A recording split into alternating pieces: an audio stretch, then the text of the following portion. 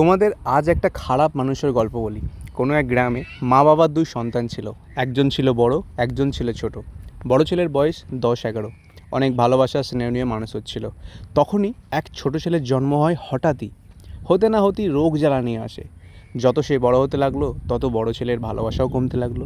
তারপর একদিন বড় হয়ে গেল এবং বেশি বেশি সম্পত্তির ভাগও দিতে হলো সেই ছেলেকে।